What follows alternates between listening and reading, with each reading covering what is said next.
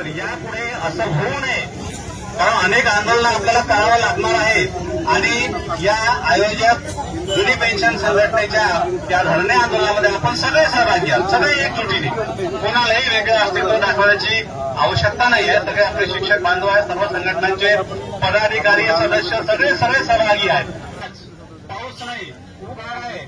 वर्धा जिल्ह्यामध्ये 2000 शिक्षक राहतात.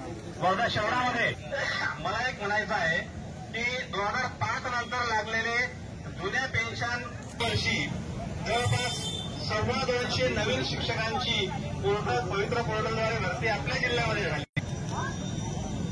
पोर्टलमध्ये 225 नाहीये, 25 असतील.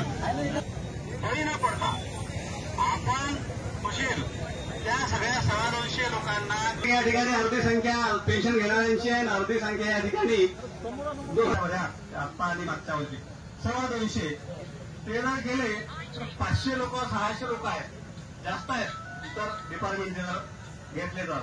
म्हणून सर्वांनी या प्रक्रियेच्या सर्व मागण्या म्हणून मी आता आंबेडकर असो, केळकर रजेची असो, वेतन आयोगाची असो, की